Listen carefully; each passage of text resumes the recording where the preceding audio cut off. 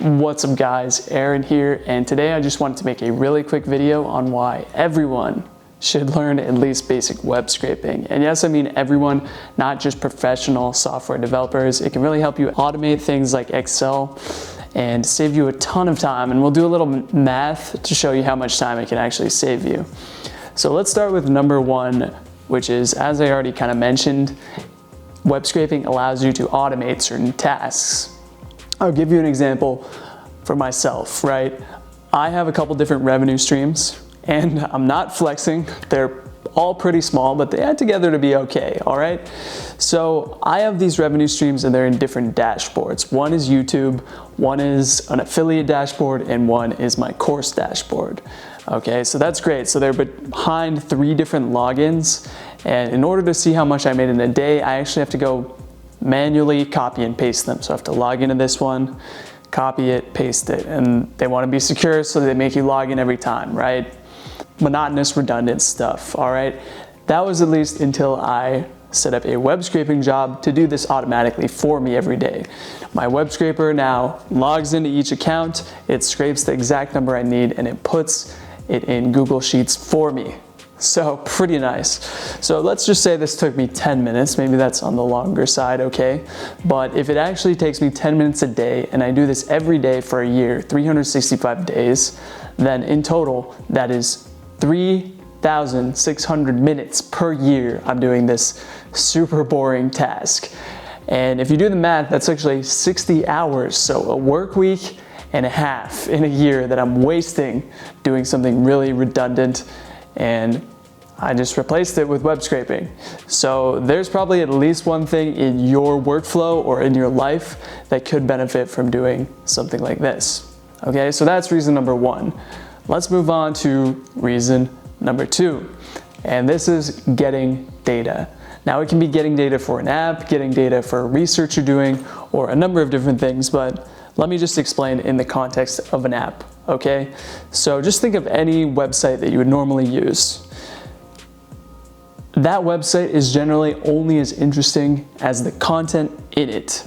What do I mean? Okay, if you have a blog, then it's only as interesting as the sum of all the blog posts on that blog. So how do you actually create that content? Well, you can do it in a few ways. If you have just a blog, that's your personal blog, well, first you can create the content yourself, right? You can write each post, and this is going to take you a couple hours per post, and then it takes a very long time to kind of get enough posts to gain traction and that kind of thing, right? So this is great, it's free, but it does take a lot of time to create this data. Way number 2, you could have a site like Medium or Facebook, Twitter, where you just have a lot of users, and your users generate the content for you. Isn't that great?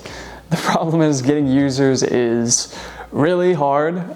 You either have to have a great product at the exact right time, or you have to pay to acquire them in a lot of cases. Not only that, but you have to find ways to retain them. So how are they going to keep coming back to your app? For most of us, especially in the initial early stages of app development, having users isn't really a reliable way to get data. So numbers 1 and 2 don't sound that good. What about number 3? And you can probably guess it's web scraping. You can take the data from another site on the internet, provided you're not breaking their terms of service or any legal things that would basically mean they own that data and you can't use it for certain purposes. Don't break the law, but in theory, you can scrape a lot of public information. So let's just use Wikipedia as an example, or maybe data you own on a social media site.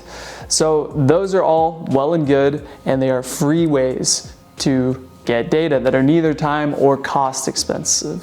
So getting data, yeah, that's a pretty big number 2. Number 3 is kind of more of a niche case, and it is testing your apps. So when I say testing, I don't mean just adding a test in the development phase, which you certainly can do. And for things like testing your front end, in fact, scraping is actually really good. Libraries like Puppeteer and Selenium in JavaScript and Python respectively actually market themselves in large part as testing frameworks. So you can use these on your own apps and it's fine, but one thing you might not have thought of is you can actually use them on apps that you don't own, but you need to stay up. I'll give you a very timely example for this one. Recently, I released a free product, my JavaScript cheat sheet. Don't forget JavaScript. And I put it out for free. And all I asked is that you put in your email to get the cheat sheet. So maybe I can send you products I release in the future once in a while, okay? The problem is the email provider I used did not automatically upgrade me when I hit a certain number of subscribers. So what they did was they turned off my landing page. So anytime someone put in their email, they wouldn't get the form and I wouldn't collect the email, okay? For all intents and purposes, it was down for over a week, meaning I lost 1,000 emails and 1,000 people did not get the cheat sheet. If I was smarter, I could have written some simple web scraping code to test my landing page every day. Then right away I could have noticed something was wrong and gotten it fixed, but instead I had this huge blind spot. So that's number 3, writing tests for your apps, other people's apps, or just really anything that you want. Now reason number 4, the final reason. This one's a little bit dumb, but personally I think web scraping is by far the most fun type of coding, and let me explain why. If you make, for example, a front-end app, okay, it's cool because of what you reach at the end, right? You start from zero and you build something up that could be a business, a product, or just a project that you're proud of. Don't get me wrong, it's interesting, but is it really fun? I would kind of classify it as more of a nice kind of work to do. Scraping, on the other hand, I would consider as fun, and that's because it has something front-end development doesn't have, and that's the exploration component. So what I do a lot actually in my free time is I just try little scraping challenges to see if I can do them. One example is doing X, Y, and Z on Instagram, right? Can I actually log in? Can I do this on someone's profile? How far can I push it? And I feel like this is the same high that people like hackers are kind of chasing, right? You're testing the limits of a system. You are seeing what's possible in the cyberspace world, right? And I just find that really interesting. And if you haven't messed around with scraping before, I think you would find it pretty fun too if you're a person that has curiosity. Now, all that being said, I would really recommend learning how to web scrape in your language of choice, whether that's JavaScript, Python, or something else. My personal favorite is JavaScript because it has the great Puppeteer library and JavaScript has the async await syntax. And luckily, I just made a JavaScript web scraping course if you want to check that out.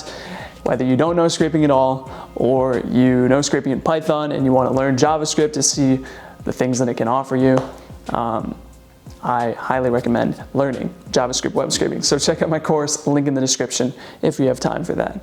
Anyway guys, I will catch you real soon in the next video. More technical videos coming and more videos about life abroad especially coming soon. See you guys there.